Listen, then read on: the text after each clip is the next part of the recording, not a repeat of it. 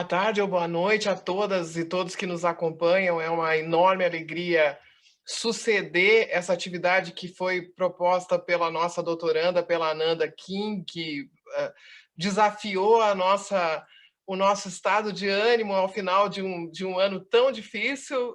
E acho que foi uma excelente provocação, porque nós não poderíamos concluir esse ano sem nos reunir para discutir pelo menos alguns dos temas que nos são muito caros. O tema que ela propôs conjuntamente com a Vanessa, que teve a excelente mediação da Gabriela de Júlio, é um tema crucial. O doutorado em saúde global e sustentabilidade ficou realmente prestigiado por essa iniciativa e a discussão sobre a branquitude de uma forma geral. E, particularmente, no humanitarismo internacional, eu tenho certeza de que é um caminho fundamental para nós trilharmos nas nossas pesquisas e no nosso doutorado. É realmente algo novo que merece a nossa máxima atenção, e se nós avançarmos nesses estudos, tenho certeza que estaremos dando uma contribuição muito importante para o campo da saúde global, que ainda discute pouquíssimo esse assunto. Então, agradeço muito a Ananda e a Vanessa pelas excelentes reflexões que compartilharam conosco, e contamos com elas para seguir nessa discussão. Nesse momento, nós vamos, com a gentil e generosa presença do professor Eliseu Waldman, que é um parceiro fundamental do nosso doutorado, e a Maria Carolina Loureiro, que é um grande orgulho nosso. Tenho particularmente a felicidade de ser orientadora dela no doutorado. A Maria Carolina, que tem feito intervenções valiosas esse ano em diversos espaços acadêmicos e de debate público sobre a repercussão da pandemia. A Maria Carolina, que é médica de formação e que desenvolve estudos também sobre diplomacia da saúde e saúde global, vão, então, me dar mais um privilégio de discutir rapidamente a questão da reforma da Organização Mundial da Saúde. Esse nosso curto seminário se encerra amanhã de manhã com a apresentação do relatório de pós-doutorado da professora Miriam Ventura, do Instituto de Saúde Coletiva da Universidade Federal do Rio de Janeiro, que fez, para nossa alegria, fez o seu pós-doutorado conosco nesse ano tão difícil, com o apoio do CNPq, e que apresenta, então, a primeira versão do seu relatório para debate. Amanhã terá como debatedores o professor Fernando Ait e a professora Helena Ribeiro. Logo depois, a professora Helena vai compartilhar conosco algumas ideias sobre os desafios que o nosso programa vai enfrentar no ano que vem, que é um ano crucial de avaliação para nós. Esse vídeo, como vocês sabem, ficará à disposição de quem não pôde acompanhá-lo hoje. E a ideia de nós discutirmos a reforma da OMS tem uma explicação muito singela. O fato é que todos os estados, praticamente, que compõem a Organização Mundial da Saúde, não são poucos, são 194, têm falado em reformar a Organização Mundial da Saúde. Existe um verdadeiro clamor em relação a essa reforma. Os mais diversos atores apresentam propostas. Existem 3 âmbitos de discussão dessa reforma que devem concluir os seus trabalhos até maio do ano que vem. Isso significa que, se nós deixássemos para pautar esse tema no início do ano que vem, nós provavelmente chegaríamos um pouco tarde nessa discussão, né, que deve ter um deslinde no início do ano que vem, e acredito que o resultado das eleições presidenciais norte-americanas dá, de fato, uma perspectiva de avanço em algumas propostas que circulam de reforma à OMS. Se a gente tivesse a reeleição do presidente Donald Trump, é muito pouco provável que nós tivéssemos uma aposta no multilateralismo, mas o resultado das eleições nos Estados Unidos torna muito atual o debate sobre a reforma da OMS. Nós temos, infelizmente, um governo que hoje é totalmente opaco em relação a esse debate, tem uma posição subalterna em relação aos Estados Unidos, participou recentemente de uma proposta que foi apresentada pelos Estados Unidos de reforma à OMS, que é uma proposta morna, não é nem de longe uma proposta que se destaque ou que a qual tenha sido dada alguma importância pelo establishment vinculado à OMS, e me parece que nós, na universidade, todo o setor saúde tem que se envolver nesse debate, né? Não é porque o Estado brasileiro tende a se omitir nesse debate ou a se alinhar automaticamente com posições que não representam necessariamente os nossos interesses, que nós vamos deixar de acompanhar atentamente essa discussão. Então, a ideia de pautar, mesmo que seja por um curto período de tempo aqui, mas de nós começarmos essa discussão, é a ideia de plantar essa semente para que no ano que vem os nossos docentes e alunos acompanhem atentamente essa reforma e também possam avaliar criticamente as propostas que estão sobre a mesa. Isso me parece extremamente importante, porque falar em reforma da OMS não é falar necessariamente alguma coisa positiva, e é o que eu vou tentar dizer agora. Em 15 minutos eu vou tentar fazer um estado da arte dessa reforma da OMS. Eu vou tentar, então, fazer isso em 15 minutos. Depois eu vou passar a palavra para a Maria Carolina e logo a seguir para o professor Eliseu. Foi o professor Eliseu que propôs essa ordem.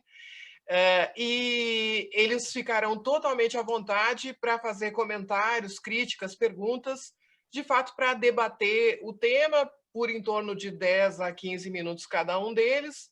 E depois, se existir interesse dos que nos acompanham de fazer perguntas ou comentários pelo chat, a gente vai reagir também a esses comentários. E a nossa ideia é, então, de encerrar em torno de 19h30. Esse é o que nós combinamos. Realmente é uma espécie de provocação, né, para chamar a atenção da nossa comunidade do doutorado para esse tema. E eu queria, então, começar nesses meus 15 minutos dizendo para quem é novo nesse tema e que ficou impressionado com os ataques que foram feitos à OMS pelo presidente Donald Trump, e depois aqui no Brasil também pelo seu vassalo, pelo presidente Bolsonaro, e que muitas vezes referiram a OMS de uma forma extremamente pejorativa. Os Estados Unidos chegaram a notificar a sua retirada da Organização Mundial da Saúde, o que é um gesto bastante forte. Quem testemunhou esses atos pode ter pensado que a OMS estava vivendo um momento único de crise e pode também ter ficado impressionada com essa quantidade de propostas de reforma, né? Para quem teve essa sensação, eu gostaria de recomendar um artigo que eu publiquei em 2014 com a Fernanda Pérez Aguilar, que depois concluiu o seu doutorado no Instituto de Relações Internacionais sob minha orientação, doutorado de duplo diploma do IRI e da USP com o King's College London. A tese da Fernanda, inclusive, é uma tese bastante importante nesse momento, porque ela defende que o Brasil teve uma política externa de saúde entre os anos de 2003 e 2014, mas naquela época, em 2014, eu publiquei com a Fernanda um artigo que se chama justamente Crise e Reforma da OMS, na revista Lua Nova, está em livre acesso na base Cielo. Nesse artigo, que se chama justamente Crise e Reforma da OMS, a gente demonstrava em pesquisa documental que os temas de crise e reforma apareciam há 30 anos na agenda da Organização Mundial da Saúde. Então, não há nenhuma novidade, nem na crise, nem nas propostas de reforma. E essas propostas de reforma, se existiu um momento bastante contundente que seguiu-se a crise da gripe H1N1, em que a Organização Mundial da Saúde foi, em 2009 e 2010, acusada de conluio com a indústria farmacêutica em torno da recomendação do oseltamivir, que nós chamamos de Tamiflu, foi duramente atacada, né? Também teve diversos comitês que propuseram alterações no seu funcionamento. A diretora-geral da época, Margaret Chan, anunciou uma grande reforma da OMS. Né? Quando ela anunciou essa grande reforma, a Fernanda e eu fomos para os documentos e encontramos todos os pontos que eram os principais eixos da reforma nos documentos dos últimos 30 anos da OMS. Então, não há uma novidade. E depois do nosso artigo, esse artigo ele me desperta uma grande nostalgia, porque nesse artigo, depois de demonstrar que crise e reformas fazem parte da história da OMS, nós fizemos uma breve referência às posições da Unasul e às posições do Brasil sobre a reforma da OMS, porque naquela época a Unasul e o Brasil tinham uma posição própria e uma posição crítica da reforma da OMS e apontavam para onde eles achavam que essa reforma deveria ir, criticavam o assodamento com que a reforma tinha sido encaminhada pela Margaret Chan naquele momento. E, no final, a Fernanda e eu nos perguntávamos se a Organização Mundial da Saúde ia fazer uma reforma, de fato, ampla sobre a sua missão e o seu papel no mundo, ou se ela continuaria sendo um órgão técnico que procuraria minimizar o impacto do nosso modo de vida, do nosso terrível modo de vida ocidental sobre a nossa saúde. Tá? Então, a gente terminava esse artigo dessa forma. Depois da publicação desse nosso artigo, houve a crise do Ebola, que é um verdadeiro turning point na história da Organização Mundial da Saúde. Novamente crise, novamente diversas comissões de alto nível, propostas de reforma. Né? Então, eu não vou, obviamente, desenvolver todos esses pontos, porque não é o nosso objeto, mas quem tem interesse vai encontrar uma larga literatura no campo da saúde global sobre reforma da OMS pós-crise do Ebola. Eu vou só sintetizar em 2 segundos o que essa crise do Ebola gerou em matéria de proposta. Essencialmente, as propostas de reforma que surgiram depois da crise do Ebola foram o dar dentes à OMS, ou seja, conceder à OMS um poder de sanção em relação ao descumprimento das suas normas e recomendações pelos estados.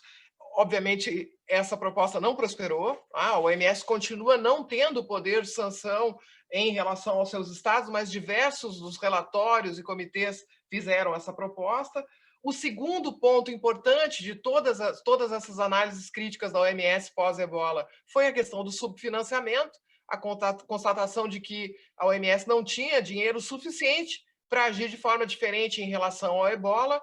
Além disso, diversas disfunções administrativas, alguns dos relatórios, por exemplo, dizem que a gente não tem só uma OMS, que a gente tem 7 OMS.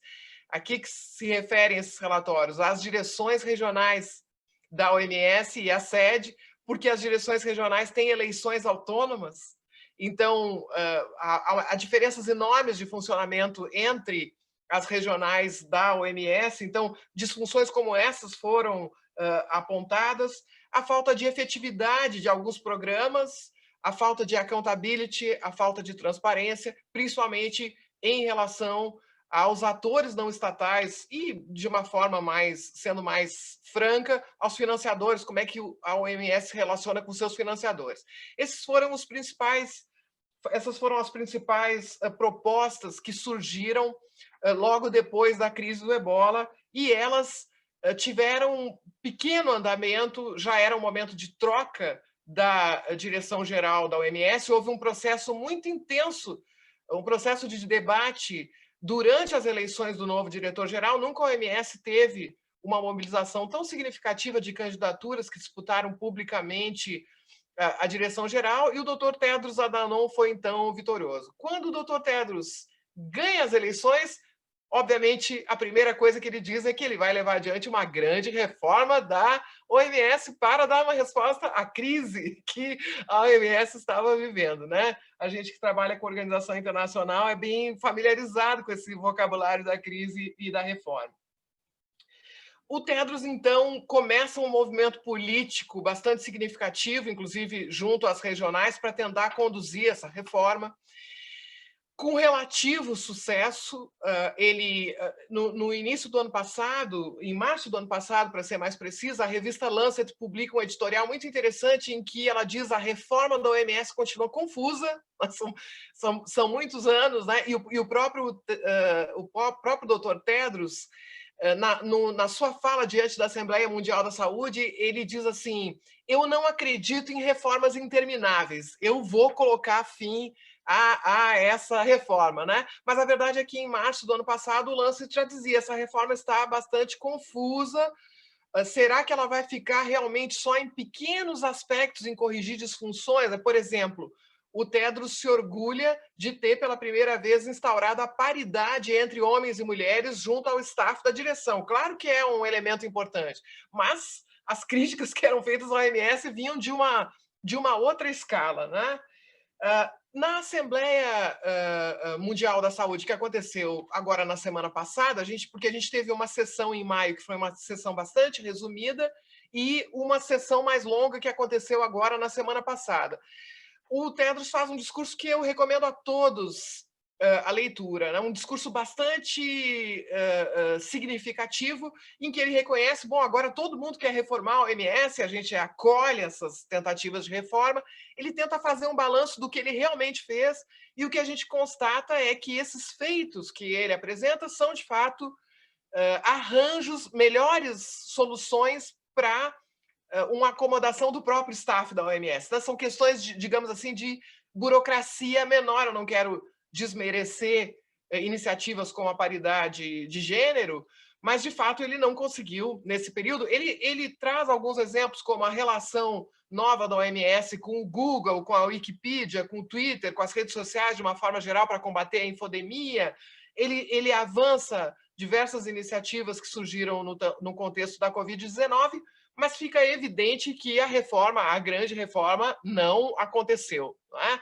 E aí, o que a gente constata, eu vou agora dizer para vocês quais são os 3 âmbitos que existem dos quais depende a agenda da reforma da OMS no ano que vem, muito rapidamente, e depois, muito rapidamente, também eu vou concluir identificando quais são os pontos que parecem ser os mais relevantes que estão sobre a mesa em relação à reforma da OMS. Né?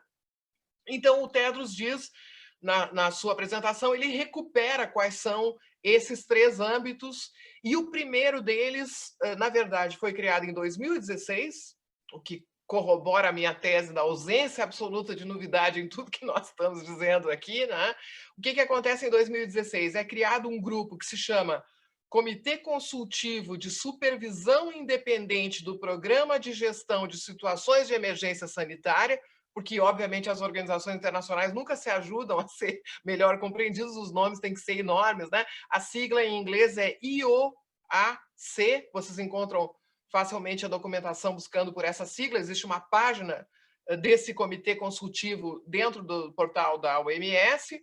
Esse Comitê Consultivo de Supervisão Independente das Situações de Emergência Sanitária foi, na verdade, criado em 2016 numa reação ao ebola. Né? Esse grupo já apresentou diversos relatórios, ele é presidido pela médica britânica Felicity Harvey, que é uma figura bastante importante dessa diplomacia da saúde, tem mais 6 membros, e eles trabalham juntos há 4 anos e apresentaram mais um relatório, e a missão desse grupo é exatamente ver se a OMS está reformando o seu sistema de resposta a emergências. Né? E o relatório que foi apresentado na Assembleia Mundial da Saúde agora, no dia...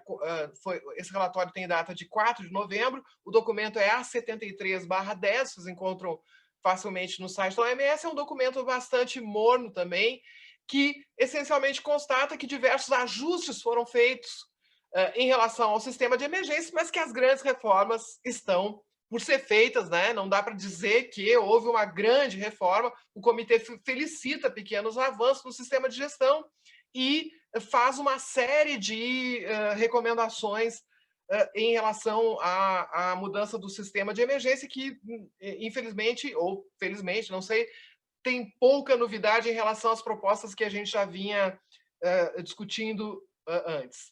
O segundo âmbito é provavelmente o mais importante deles. Ele resulta da única resolução que foi adotada pela Assembleia Mundial da Saúde em maio, aquela resolução importantíssima que, entre outros aspectos, considera a vacina para a Covid-19 como um bem público global. No meio daquela resolução estava prevista a criação de um comitê independente que investigaria o desempenho da OMS e dos estados, vejam bem, investigaria o desempenho da OMS e dos estados, bem diferente do que o presidente Trump e outras figuras lunáticas da nossa diplomacia mundial diziam, como se fosse uma espécie de inquérito contra a OMS. Não, se trata de um painel independente que vai analisar o desempenho de todo mundo, então muita coisa pode sair daí, né? E esse painel independente, que foi anunciado logo depois da Assembleia Mundial da Saúde em maio, tem como presidentes duas grandes mulheres, a Ellen Sirleaf, que foi presidente da Libéria, que é o Prêmio Nobel da Paz, e a Ellen Clark, que foi presidente da Nova Zelândia, e que são, então, as coordenadoras desse painel independente. Esse painel independente também tem uma página no portal da OMS com os documentos sobre as suas reuniões, sobre a sua agenda. Esse grupo, então, que se chama Painel Independente sobre a Resposta à Covid-19, apresentou um relatório bastante incipiente, bastante preliminar na Assembleia Mundial da Saúde, apenas indicando como vai proceder. Essencialmente é isso. Mas deve apresentar em fevereiro um relatório intermediário e deve apresentar em maio um relatório final sobre o qual existe grande expectativa. Ou seja, o que esse painel independente, como é que ele vai julgar o desempenho da OMS e dos estados diante da pandemia de Covid-19? Será que vai reiterar a visão da falha, das supostas falhas da OMS? Eu já comentei muitas vezes e repito que, no meu entendimento, não houve uma falha da OMS. Existem, claro, percalços quando se gere uma crise a queima-roupa, mas a grande acusação de conluio com a China é uma acusação que eu não corroboro por uma razão muito simples. Como a OMS não tem poder de sanção sobre os estados, se ela assume uma posição agressiva em relação ao estado no início de um surto, provavelmente o que vai acontecer é que esse estado não vai deixá-lo entrar mais no seu território. Quando esse estado é a China, então a questão assume uma outra dimensão, né? Se a organização não tem poder de sanção, é claro que ela tem que dialogar, e as falas de que nós tínhamos notificação da China em dezembro e a OMS não deu atenção são falas falsas, porque, na verdade, quem notificou a existência do primeiro caso dessa pneumonia de origem desconhecida foi o próprio escritório da OMS na China em 31 de dezembro. Tá? Então, de fato, os tempos são, se nós formos olhar friamente, os tempos não são surpreendentes e é muito difícil afirmar que houve falha ou conluio com alguma seriedade, né? Mas para isso precisa ter seriedade. Né? O terceiro âmbito em que se discute a reforma da OMS é o Comitê de Revisão do Regulamento Sanitário Internacional. Aí também, esse comitê também foi apresentado erroneamente como uma investigação contra a OMS. Na verdade, o próprio Regulamento Sanitário Internacional prevê a possível convocação de comitês de revisão para recomendar ao diretor-geral mudanças que possam ser feitos para melhorar o funcionamento do Regulamento Sanitário Internacional. Esse é o quarto comitê de revisão que foi criado na história da OMS. O primeiro foi sobre a gripe H1N1 e dele participou um brasileiro, o professor Eduardo Age do Carmo, foi membro do comitê de revisão sobre a gripe H1N1 em 2011. Depois houve um outro comitê de revisão sobre os prazos que os estados pediam para implementar o Regulamento Sanitário Internacional. Houve um terceiro comitê de revisão sobre o ebola e agora esse é, então, o quarto comitê de revisão sobre a Covid-19. Ele foi anunciado no dia 8 de setembro, ele já fez a sua primeira reunião. O presidente desse comitê é o norueguês Preben Avisland e a vice-presidente é a sul-africana Lucille Bloomberg. Nós temos uma fala deles, que é um documento que está lá entre os documentos da Assembleia Mundial da Saúde, mas é uma fala também que vai no sentido do que esse comitê pretende discutir e fazer. Ainda não tem resultados, e esses resultados devem ser apresentados em maio, né? Então, a gente deve ver nos próximos meses as primeiras manifestações, e particularmente em maio, esses relatórios que, como vocês veem, abordam pontos diferentes. O primeiro grupo trata da capacidade de resposta da OMS a situações de emergência sanitária. O segundo grupo é uma avaliação do desempenho dos estados e da OMS diante da pandemia de Covid. Então, é mais amplo. É dele, provavelmente, que venham propostas de reforma com um escopo mais largo. E o terceiro, ele trata especificamente do Regulamento Sanitário Internacional. No entanto, o Regulamento Sanitário Internacional é importantíssimo, né? Ele é um dos pivôs dessas propostas. E eu concluo, então, tentando sintetizar para vocês quais são as principais propostas, que se encontram sobre a mesa. Eu destacaria entre todas elas, e claro que eu não vou ter tempo de falar de todas, uma proposta que, na verdade, foi feita no ano passado, então, portanto, antes da pandemia de Covid-19, pela República Centro-Africana e pelo Benin, que na época presidiam o grupo africano da OMS. Tá? Essa proposta, no ano passado, era de que, a exemplo do que acontece no Conselho de Direitos Humanos da Organização das Nações Unidas, existisse um exame periódico universal para todos os Estados-membros do sistema onusiano, em que eles apresentassem a situação de saúde no seu país. Tá? E esse exame periódico incluiria a avaliação das capacidades dos estados de cumprir o Regulamento Sanitário Internacional, que é um mecanismo essencial de resposta às emergências. A ideia seria, então, criar um sistema robusto de avaliação entre os pares. Né? E essa ideia foi resgatada pela Alemanha e pela França, que também influenciaram o conjunto da União Europeia a apoiar essa proposta, e o diretor da OMS, o Tedros Adhanom, na sua fala de abertura dessa sessão da semana passada, esposou também essa proposta. Tá? E disse que o secretariado vai apresentar muito brevemente detalhes do que seria esse sistema de controle, que esse sim seria uma inovação completa nas relações internacionais e na saúde global. O que isso significa? Significaria uma mudança do próprio ethos da OMS. A OMS é uma organização que nunca usa o naming and shaming. Né? Ela nunca tem uma postura de confrontação com os estados. Ela não envergonha, vocês observaram, inclusive, na forma como o diretor-geral se referiu aos Estados Unidos, depois de todos os ataques que sofreu, ele sempre respondendo com toda a cordialidade. É assim que deve ser, porque uma organização depende dos seus estados, né? E os Estados Unidos, com certeza, apesar do governo Trump, da administração Trump, são um ator extremamente importante na OMS, tem perdido a importância em função do comportamento do Trump, mas tende a ganhar novo relevo agora na gestão de Joe Biden, que já anunciou que volta para a OMS e que quer protagonismo, inclusive quer protagonismo na própria reforma da OMS, né? O que é bom e ruim ao mesmo tempo, tem vantagens e desvantagens. Né?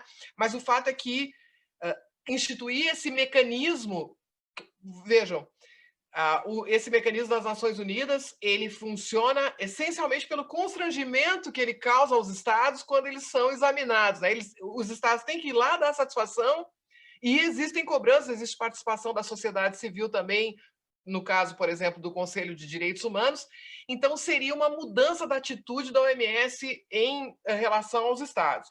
Alguns outros atores propõem reformas que vão além disso e que cogitam a possibilidade de conceder ao OMS o poder de sanção aos estados que não obedecem às recomendações ou que não cumprem o Regulamento Sanitário Internacional. Né? Nesse ponto, essas propostas são bastante complicadas. O que aconteceria com o estado que não cumpre uma recomendação da OMS ou não cumpre uma norma da OMS, que hoje é absolutamente desprovida de poder de sanção? Alguns propõem, aí são mais propostas de especialistas, alguns propõem que o Estado deixasse de participar das instâncias decisórias da OMS, outros propõem que essa violação tivesse repercussão em outros organismos internacionais, por exemplo, que fosse excluído de possíveis financiamentos do Banco Mundial ou do Fundo Monetário Internacional, ou seja, se está discutindo que sanções poderiam ser essas.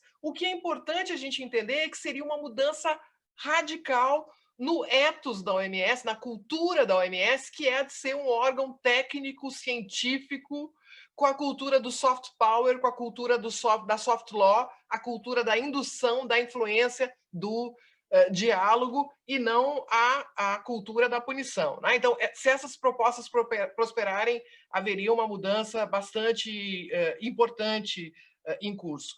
Outro tema que vem sendo trazido e já é anterior à pandemia é a participação dos atores não estatais nos órgãos diretores da OMS.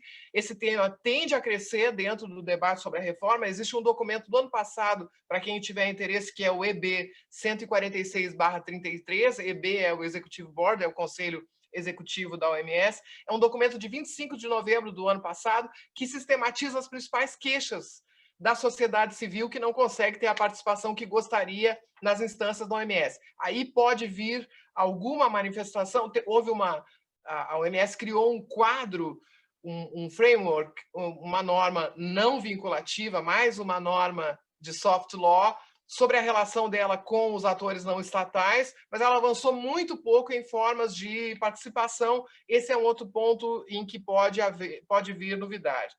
Por parte daquele primeiro grupo que eu mencionei, que é o grupo que acompanha desde 2016 as reformas no sistema de emergência, amadurece uma outra proposta, que é a proposta de que a OMS tenha níveis intermediários de alerta. Então, vocês sabem que a Covid-19 foi a 6ª emergência de saúde pública de importância internacional declarada na história que começa com a criação dessa categoria de emergência em 2005, no novo Regulamento Sanitário Internacional que entrou em vigor em 2007.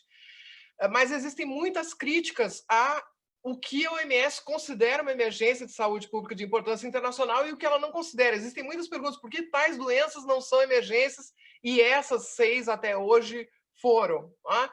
E a gente sabe o efeito enorme que provoca a declaração dessa emergência. Então, o primeiro grupo que eu mencionei está propondo é que exista um sistema de alerta com diversos estágios intermediários, antes de declarar diretamente uma emergência internacional, que sempre fica essa ambiguidade. Se o diretor-geral chama um comitê de emergência, o comitê de emergência às vezes diz que isso não é uma emergência internacional, outros dizem que sim, e nunca existe uma clareza sobre critérios, e esse sistema de gradação poderia ser um sistema que deixasse todo mundo mais preparado para as notificações que estão em curso. Dito isso, quando a gente conhece um pouquinho mais o assunto, a gente já vê que não é tão simples quanto parece. A OMS recebe numerosas notificações de surtos que podem se transformar numa emergência internacional. Então, teria que haver uma enorme estrutura de comunicação aí para compartilhar, primeiro para fazer essa gradação, né, entre os níveis de alerta e depois compartilhar com o público essa informação. Não digo que seja impossível, mas eu digo que é um pouco mais complicado do que parece. O relatório desse ano não traz esses dados, mas o relatório de acompanhamento da implementação do Regulamento Sanitário Internacional de 2018, que foi apresentado em 2019, mostrava centenas de notificações que a OMS tinha recebido de eventos com potencial de se transformar em emergências internacionais. Né? Então, essa é uma proposta bastante importante, mas cuja implementação seria bastante exigente. E eu termino com são muitas, tem proposta até de transferência da sede da OMS para a África. Né? Essa é uma proposta que vem à tona em muitos momentos. Um dos defensores é uma grande figura da saúde global, que é Lawrence Goldstein, da Universidade de Georgetown. Ele, mais uma vez, vem dizer, olha, é um sinal muito ruim para o mundo que a sede da OMS fique em Genebra. A sede da OMS tem que ficar na África subsaariana. Né? Então, tem propostas como essa, que são bastante peculiares e simbólicas, mas tem uma proposta que me chamou muito a atenção, que foi feita pelo presidente do Conselho Europeu, Charles Michel, que é da negociação de um tratado internacional sobre pandemias, no âmbito da Organização Mundial da Saúde, e nesse tratado internacional os estados assumiriam obrigações específicas para prevenir futuras pandemias. A proposta me chama a atenção porque, no meu entendimento, o Regulamento Sanitário Internacional já desempenha esse papel, não seria necessário um novo tratado internacional. Nesse tratado, é preciso ver que papel a OMS desempenharia, né? Porque aí surgem outras propostas sobre a mesa de criação de órgãos que deixam a OMS de lado, né? De alianças, grupos de resposta que podem gerar um efeito semelhante ao que aconteceu na resposta ao Ebola em 2014, em que se criou uma missão das Nações Unidas contra o Ebola e se deixou a OMS com uma posição secundária. Então, é preciso ter muito senso crítico com cada uma dessas propostas, ir atrás, ver quem foi e estudar um pouquinho mais para ver que repercussão elas poderiam, de fato, ter, se são benéficas ou não para a missão que a OMS tem hoje, sempre pensando se ela vai manter essa missão ou não, se ela vai passar a assumir um papel mais político. Essa é também uma proposta que está sobre a mesa. Nós trabalhamos em aula, inclusive, no programa esse ano, o paper da Sarah Davis e da Claire Wenham, que propõe, que critica a OMS pela falta de política, que diz que ela deve ser mais política e menos técnica, né? Mas me parece que todos esses pontos estão sobre a mesa para debate no ano que vem. Já falei demais. Agora eu vou passar, então, a palavra para Maria Carolina. Fica à vontade, Carol. Entre 10 e 15 minutos, está valendo. Olá, querida Deise, muito obrigada pelo convite. É uma honra estar com você e com o professor Eliseu, que são duas referências para nós, apaixonados por esses temas e pela saúde pública e pela saúde pública global. O que eu gostaria de comentar rapidamente, um dos comentários que eu gostaria de fazer exatamente a respeito da resposta atual da OMS, se ela teria ou não protegido a China. Parece que é muito pelo contrário, né? Os dois temas que a China queria evitar na Assembleia Mundial da Saúde em maio estiveram no centro dos debates, contrariando a vontade da China, que era o lançamento da investigação independente sobre a Covid, que você comentou, com a liderança de duas mulheres, e que a China talvez não tivesse muito à vontade com essa comissão independente, porque com certeza questionaria a sua resposta, o seu posicionamento, e em segundo lugar, o lugar a ser dado a Taiwan dentro da organização. Então, não parece que haja favorecimento da China nessas tantas críticas que a OMS recebeu. Não me parece, sobretudo na Assembleia Mundial, que haja essa resposta tendenciosa. Em relação à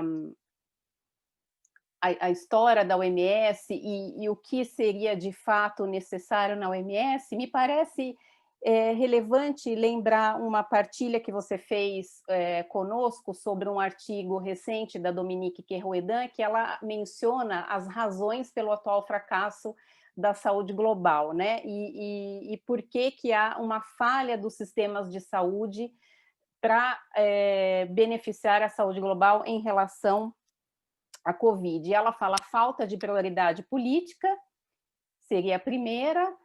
E em relação à prioridade política, eu volto para um artigo que foi muito interessante, inclusive com a participação do Paulo Bus, da Ilona Kikbushi, falando sobre a governança global e as causas das inequidades, que eles mencionam os determinantes políticos da saúde global. E essa falta de prioridade política nas respostas dos estados, a gente vê, inclusive, eu gostaria de comentar, que apesar da eleição do Dr. Tedros, uma das posições dele era a defesa da cobertura universal da saúde, né? Era uma bandeira dele, era uma luta dele. A gente viu que, apesar de ter um sistema de saúde universal e gratuito, como é o caso do Brasil, os determinantes políticos e a falta de prioridade política no âmbito nacional acabam enfraquecendo uma resposta da pandemia. Então, acho que vale a gente lembrar desses determinantes políticos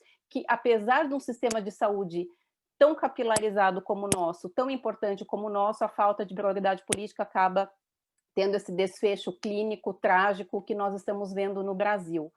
Um segundo comentário que eu gostaria de fazer, que é sobre o déficit democrático, né? Que os processos decisórios, algumas vezes, dependendo dos atores, ou seja, da sociedade civil ou de especialistas, há grupos ainda na saúde global marginalizados. Inclusive, teve um movimento da Duke University falando sobre a decolonização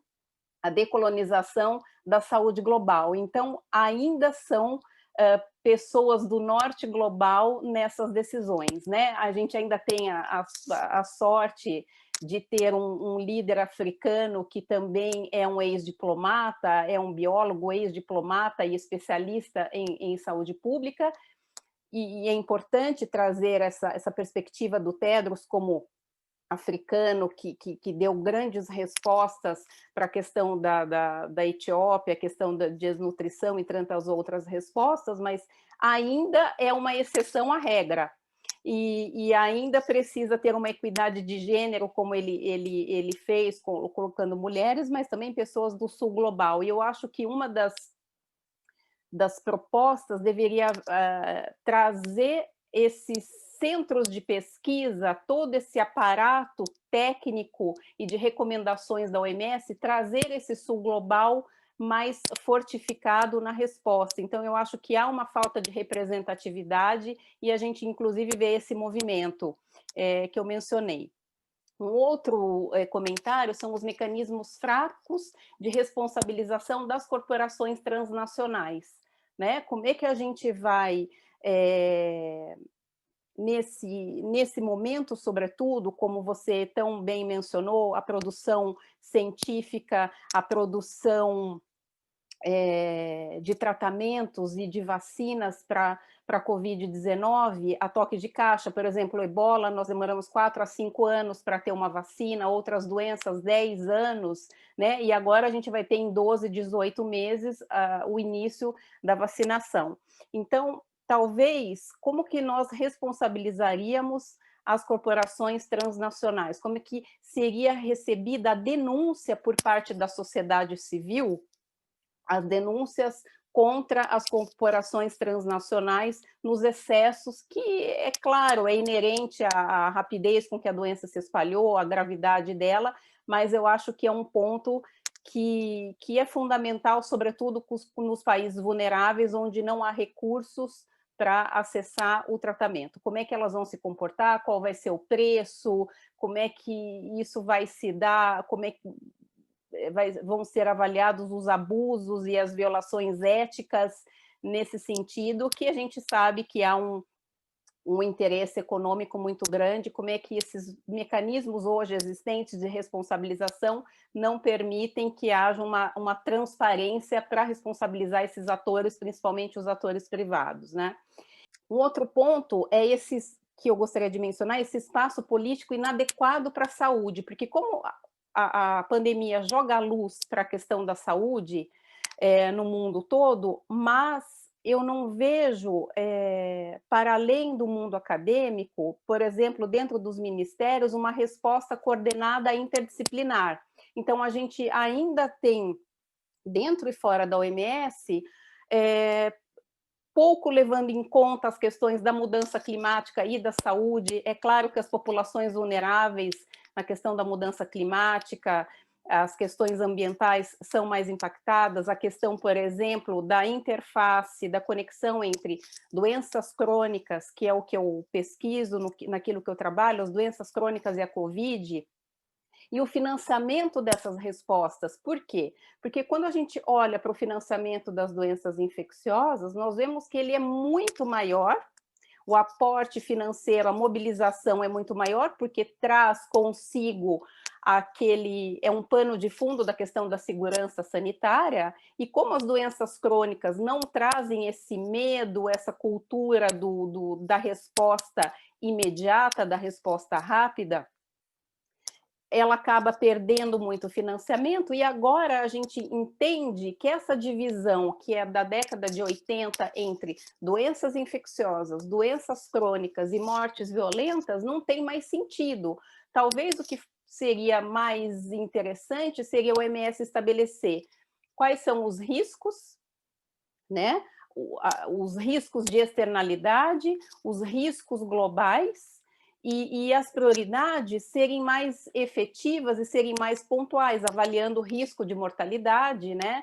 Avaliando o risco de externalidade global, por exemplo, do tabaco, e o quanto que o tabaco mata, e quanto que a poluição ambiental piora o desfecho do Covid. Então, essa interface, não tem mais sentido reservar um determinado orçamento para determinada doença. É o processo saúde-doença que deve ser levado em conta, trazendo, para além dos determinantes políticos, o conceito que, inclusive, já foi trazido pela Comissão Brasileira de Determinantes Sociais da Saúde, dentro da própria OMS, mas é urgente. Por quê? Porque a resposta dos sistemas de saúde, a infraestrutura utilizada, tanto para a doença crônica quanto para a Covid, é a mesma, né?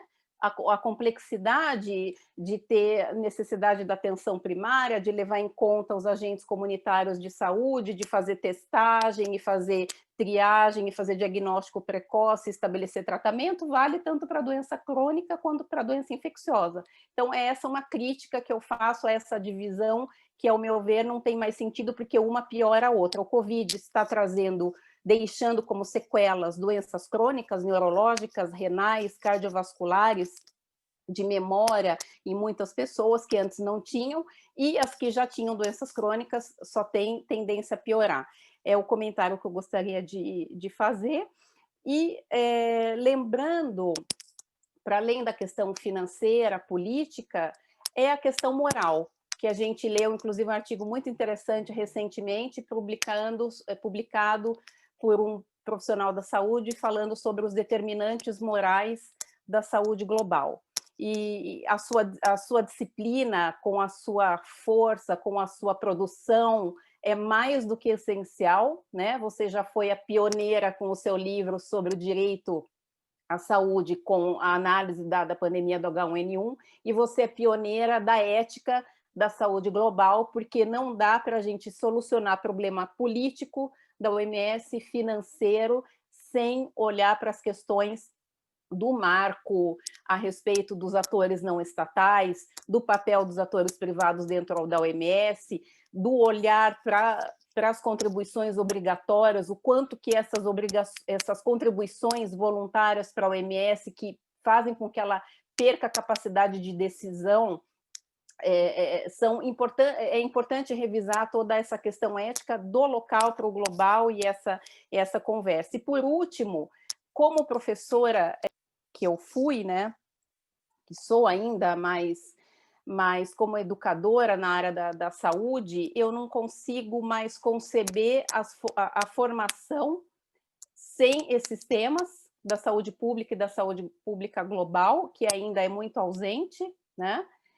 E a gente precisa trabalhar nisso, nós como professores, como acadêmicos, tentar achar brechas para introduzir esses temas. Você fez esse papel também ao longo desse ano, a Faculdade de Saúde Pública, mas ainda é muito pouco. E a pergunta que eu deixo é como que a gente vai lidar com o fato da internet a internet impactando a governança global e a governança global da saúde?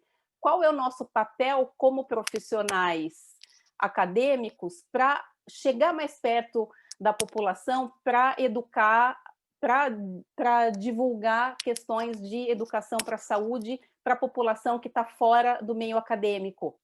Eu acho que a gente não pode mais olhar fake news e deixar que isso aconteça, né? Precisa ser cada vez mais contundente a nossa ação para evitar os horrores que a gente tem visto no Brasil. É isso, querida. Muito obrigada. Muito obrigada, Carol. Genial. Já vou passar direto para o professor Eliseu. Bem, eu queria agradecer à professora Deise, o programa de pós-graduação em saúde global e sustentabilidade, pelo honroso convite. Fico muito honrado de estar ao lado da professora Deise, da professora Maria Carolina, nesse seminário. Bem, na verdade, o meu foco de trabalho e minha experiência articulado, vamos dizer, com as atividades da Organização Mundial de Saúde, foram mais na área de doenças infecciosas. Mas, na parte mais de política interna e de, vamos dizer, governança da instituição, eu concordo com alguns pontos que foram levantados, né, e considero como problemas que precisariam ser ou resolvidos ou melhor explicitados. Originalmente, a Organização Mundial de Saúde foi criada por estados nacionais, né? Agora, acho que nas últimas 2 décadas, em função do afastamento ou da ampliação dos problemas da área de atuação da Organização Mundial de Saúde e do afastamento, pelo menos em contribuições financeiras por parte dos países, houve um aumento expressivo, e eu acho que talvez excessivo, da participação de organizações do terceiro setor. Então, se você vê, aqui não é uma crítica à Fundação, evidentemente, mas só uma preocupação. Só a Fundação Melinda Gates, ela praticamente financia e, portanto, é responsável pela gerência, na prática, de toda a parte de imunização da Organização Mundial de Saúde. Eu acho que isso não é pouco, né? Além de alguns programas específicos, por exemplo, o plano de erradicação da poliomielite, basicamente está na mão do terceiro setor, da Fundação Melinda Gates e de uma organização antiga do terceiro setor, que me foge o nome. Então, acho que essa é uma questão que precisaria ser melhor discutida, né? Outra questão também citada, que eu acho que pesa, vamos dizer, na governança da Organização Mundial, é a questão dos escritórios regionais.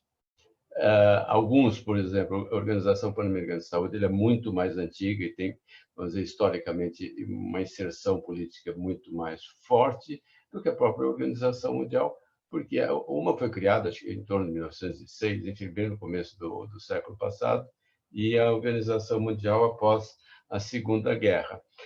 Fora isso, se a gente prestar atenção, pelo menos na minha área, as políticas, né, as direções e as orientações das diversas escritórios são distintos, né? Então, acho que isso seria alguns pontos que deveriam ser levados em consideração numa proposta de reforma.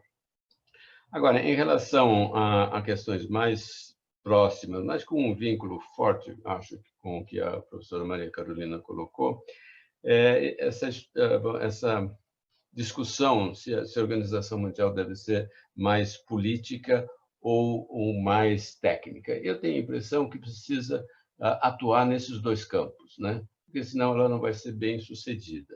Por exemplo, para enfrentar situações de emergência em saúde pública, seja de doença infecciosa ou de doenças prioritárias em saúde pública, incluindo as não transmissíveis, acidentes, violência, etc., você precisa ter três pilares. Você precisa ter uma rede de saúde forte, com boa capilaridade e elevada cobertura, né?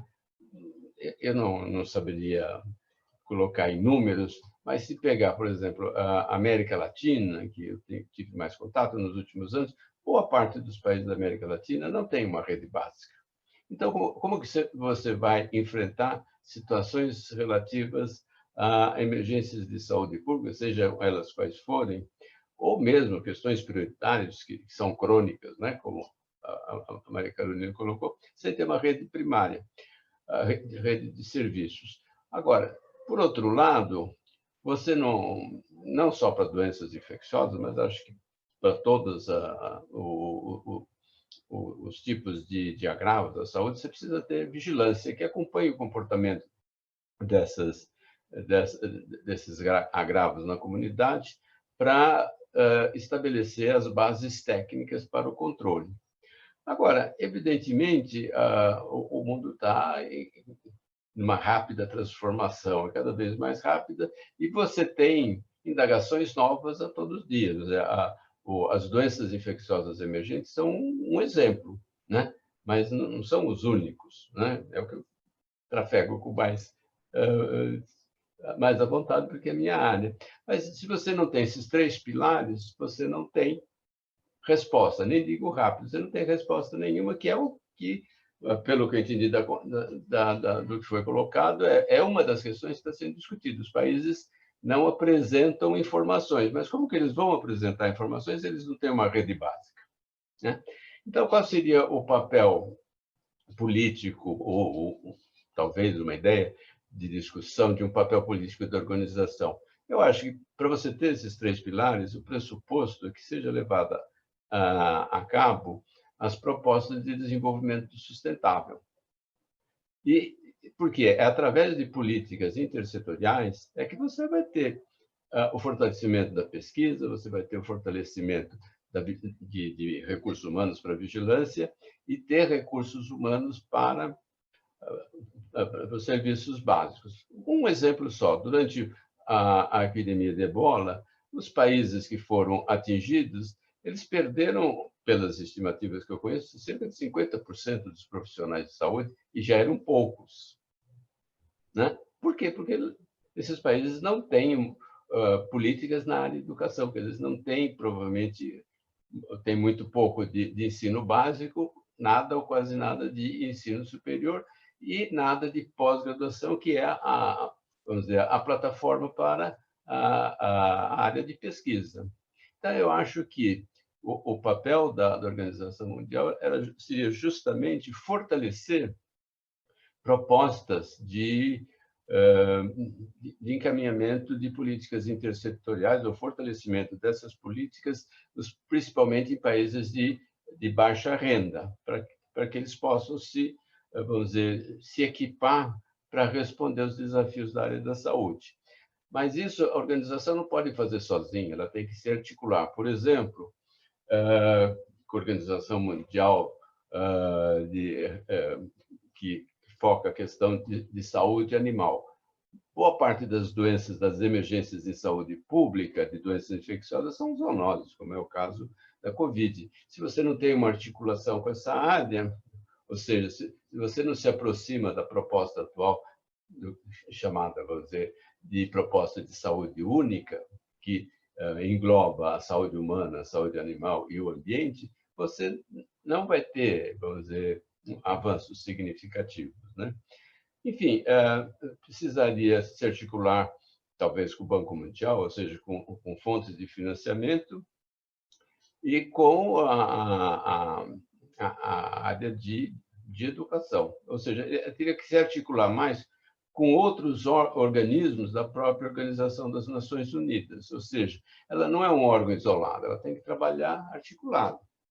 Agora, tecnicamente, ela tem um papel importante, que é, por exemplo, formar redes de pesquisa em cima de prioridades de saúde pública, que podem ser, por exemplo, emergências de saúde pública decorrentes de doenças infecciosas emergentes, zoonoses, geralmente, ou problemas, sei lá, obesidade, por exemplo, um problema sério, e outras doenças na área, vamos dizer, das crônicas não transmissíveis. Enfim, em poucas palavras, eu acho que o papel da organização, se a proposta é reformar, vamos dizer, de maneira mais radical, ela deveria contemplar alguns aspectos que eu levantei. Basicamente, é isso. Não sei se tem tempo ainda de vocês comentarem alguma coisa sobre isso. Muito obrigado pelo convite. Excelente. Obrigado ao senhor, professor. Excelente, excelente. Só é ruim para o debate porque eu concordo com tudo que os dois disseram, né? Então, há uma convergência enorme. E aqui no chat também, né? Quem está se manifestando é o Leandro Viegas, nosso doutorando também, que também vai na mesma linha dos nossos comentários. E ele reage à pergunta que a Carol fez sobre a nossa comunicação no ambiente virtual, né? Como a gente agir em relação a, digamos assim, a aceleração da virtualização da vida, né? A gente está cada vez mais conectado e como lidar com essas questões, principalmente relacionadas à pandemia, nesse debate tão difícil nas redes sociais, na internet. E o Leandro está dizendo, acho que a escuta é o primeiro caminho, tenho ouvido muito e tentado informar. Há muita parafernália no debate, diz o Leandro, né? E, de fato, agora, eu acho que talvez até a gente pudesse concluir com essa ideia, porque já são 19h33, e eu acho que a gente deu conta direitinho da nossa tarefa, que era dar uma ideia para o pessoal de como está e o que representa, né, a reforma da Organização Mundial da Saúde, como esse tema é importante, mas talvez a gente possa concluir pensando como foi importante, nesse ano de 2020, nós termos quadros qualificados capazes de explicar, de traduzir esse debate, né? Eu não sei se a gente conseguiu, na medida de alcançar o grande público brasileiro, isso é muito difícil para todo mundo, para todo o ambiente acadêmico em qualquer área, mas não faltou no Brasil especialistas capazes de reagir a todos os aspectos que foram suscitados da pandemia, cada um na sua especialidade, e inclusive nessas questões de diplomacia da saúde. Se a gente foi ouvido ou não é uma outra questão, né? Mas a gente sabia dizer lá quando começaram as críticas infundadas à Organização Mundial da Saúde, e mentiras, inclusive, né? Mentiras sobre o próprio papel do Brasil, sobre o papel dos Estados Unidos, sobre a OMS. A gente tinha no Brasil pessoas acompanhando essas questões e capazes de intervir no debate, assim como tinha em relação aos aspectos clínicos e as questões técnicas e de saúde pública em todos os seus aspectos. Então, eu acho que ficou mais claro do que nunca a importância da gente estudar essa temática e o quanto o nosso enfoque, a escolha que foi feita lá atrás, há alguns anos, como o professor Eliseu ressaltou muito bem agora, como ela foi acertada, de estudar a saúde global em relação à sustentabilidade, né? Sob o prisma e nessa aliança com a sustentabilidade, como foi acertado esse enfoque. Eu acho que se confirma a importância do foco da nossa produção científica e do nosso programa. Porque se a gente não tivesse gente estudando temas como esse, entre eles a própria reforma da Organização Mundial da Saúde, a gente não teria capacidade crítica de reagir, de apontar os erros de diversos governos, os acertos de outros, e o que essas escolhas implicam para nós, né? Que consequências podem ter, por exemplo, o que a professora Carolina e o professor Eliseu comentaram agora de aspectos importantes das reformas, está muito relacionado a uma posição que o Brasil defendeu durante muitos anos, né? na saúde global. Essa questão mesmo de ir, como o professor Eliseu mencionou agora, de construir as condições para que os países em desenvolvimento ou menos desenvolvidos tenham a capacidade de ter um sistema efetivo de vigilância, né? Ir lá na raiz e não construir um sistema de vigilância só para dar o alarme para o mundo desenvolvido quando surge algum perigo, né? Quer dizer, aí a gente tem uma diferença radical de posição, né? Sobre a saúde global, e isso mostra o quanto a gente precisa agir para que a posição do Brasil mude o mais rápido possível nesses âmbitos internacionais. Não sei se a Carol e o professor Eliseu querem acrescentar algum aspecto.